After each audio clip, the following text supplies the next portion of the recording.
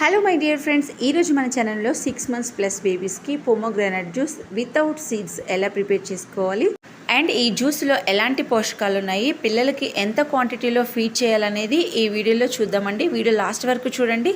నా వీడియో ఎవరైనా first time చూస్తున్నట్లయితే ప్లీజ్ సబ్స్క్రైబ్ చేయడం మాత్రం మర్చిపోవద్దు. ఈ జ్యూస్లో మనకి vitamin C, vitamin A, vitamin E and potassium, iron, fibre, folic acid and minerals అధిక శాతంలో ఉంటాయి. కాబట్టి పిల్లలకి రెగ్యులర్గా మనం ఫీడ్ చేయడం వల్ల చాలా హెల్త్కి మంచిదండి. చూడండి, ఈ విధంగా మనం దానిమ్మకాయ గింజల్ని తీసుకోవాలి. లోపల ఉండే వైట్ లేయర్ని తప్పకుండా తీసేయాలండి.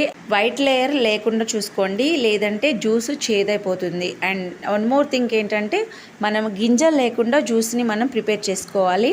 గింజలు అనేది బేబీస్కి మంచిది కాదు అండ్ డైజెషన్ కూడా అవ్వదు. కాబట్టి గింజలు లేకుండా ఈ విధంగా మనం జ్యూస్ని ప్రిపేర్ చేసుకోవాలి. మిక్సీలో వేయడం కన్నా ఇలాగా ఒక స్ట్రైనర్లో మనం ఈ గింజల్ని తీసుకొని స్పూన్తో కానీ, లేదంటే పప్పు గుత్తుతో కానీ, లేదు అంటే స్మాషర్తో కానీ ఇలా స్మాష్ చేసుకుని ప్యూర్ జ్యూస్ని అండ్ కలర్ఫుల్ జ్యూస్ని మనం తీసుకోవచ్చు.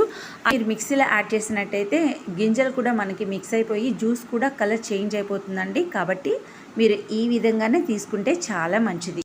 చూడండి, మనకి colourful juice and pure pomegranate juice అయితే వచ్చేస్తుంది. వాటర్ ఏమీ కలపొద్దు. ఈ జ్యూస్ని ఇతర ఏ పదార్థాలతో కలపకుండా డైరెక్ట్గా పిల్లలకి ఇలా ఫీడ్ చేయడం వల్ల చాలా మంచిది. ఈ జ్యూస్లో మనకి విటమిన్ సి ఎక్కువ ఉంటుంది కాబట్టి ఇమ్యూనిటీ సిస్టమ్ని డెవలప్ చేస్తుంది. దగ్గు, జలుబు, జ్వరం ఇలాంటివి పిల్లలకు రాకుండా చాలా ప్రొటెక్ట్ చేస్తుంది ఈ జ్యూస్ అనేది.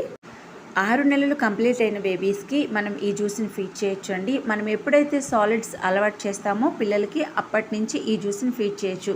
2 నుంచి 3 స్పూన్ల వరకు పిల్లలకి ఈ జ్యూస్ అనేది ఇవ్వచ్చండి. చాలా మంచిది హెల్త్కి.